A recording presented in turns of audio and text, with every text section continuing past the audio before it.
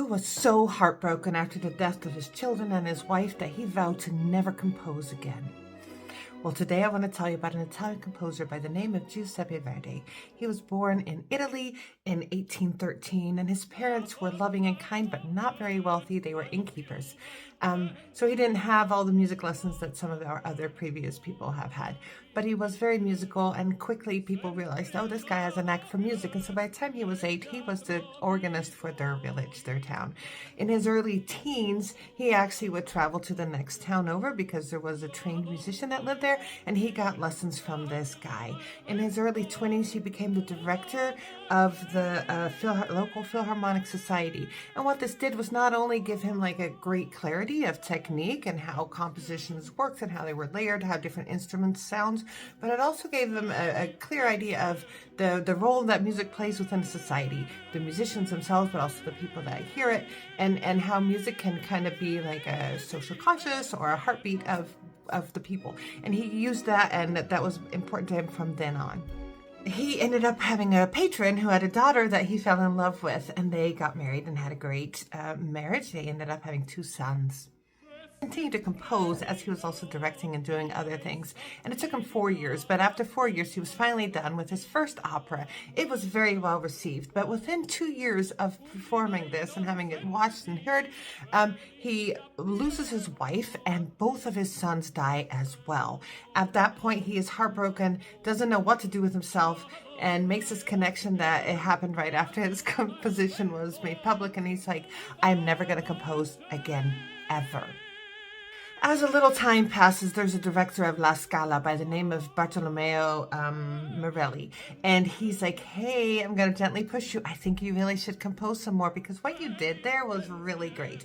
I have some things that I can give you to compose too. And so he gave him a libretto, and reluctantly, but I think also maybe not so reluctantly, Verdi started composing again. It was in him.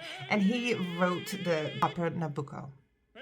In 1842, this opera premiered, and the audience was ecstatic and loved it. There was one particular song by the name of Va Pensiero, and this song is about these people that are in exile and they want to be liberated. And at that time in northern Italy, they were under the rule of Austria, and they wanted to also be liberated. So that song was really struck the people and as important, and they kept it. After the great success he had in that opera, he just wrote one after the next. And in the 40s and 50s, he calls it the years in the galleys because literally every year or two, another full opera is written, composed, and produced by this guy. By the early 1850s, he has a new level of amazingness, and there's a trilogy of operas that comes out. The first one is Rigoletto, and that's in 1851, and then in 1853, first we have Il Trovatore, and then the same year we have La Traviata. And La Traviata was very different than all these other operas that people were doing because that was playing in current time, and also the issues that were being dealt with, the social issues that were being dealt with within the opera, were the actual social issues that people were dealing with at the time. It was amazing, and it really struck people. He was very good at emoting and all this, but he had keen understanding not just of orchestration, but of the voice and the voice box and how the breath works. And he was able to use that alongside with all the other technical things he understood. The interesting thing is he never went to conservatory, and he always would say, I am the least educated of all these composers, and he had great admiration for other composers and always thought he was a little bit less than. One thing he did, though, also to keep him very humble in case he wasn't humble enough, he was farming, and he had a farm that he kept on the side, and whenever he wasn't needed in the city, he would go to the farm. He was a very good farmer, but he was also a very good businessman, and this thing grew and actually was quite some income that was needed for him. Over time, he fell in love again. He did do a terrible thing. He and this lady that he loved, they started living together before they were married.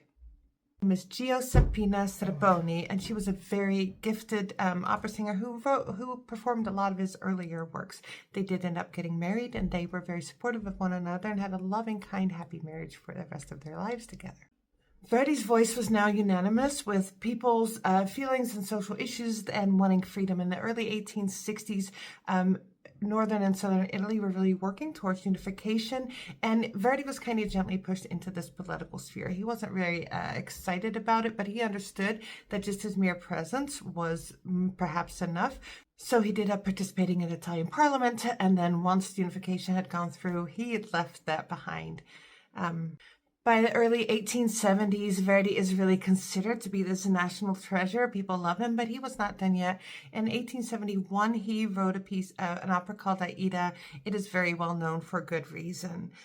It is this very grand thing, but also very intimate feeling. It was commissioned to celebrate the opening of the Suez Canal. Then in 1880s, he only wrote one opera, and then in 1890s, he only wrote one opera. He kind of semi-retired. However, one of the things he did, he was making quite a bit of money. Remember, he's a good businessman also. He takes this money and he starts this home for musicians that are retired, and it is still there. Actually, of this elderly musician retirement home, Verdi said operas were not the best thing he ever did with his life, but starting this retirement home in Milan was the greatest work of his. In 1901, he passed away peacefully in his home in Milan. People were absolutely devastated. We know that over 200,000 people went to the streets to mourn his death, and they started singing as his coffin was come by. They started singing Va Pensiero. That was from that first opera, if you remember, where someone was crying out for exile. He was known for that.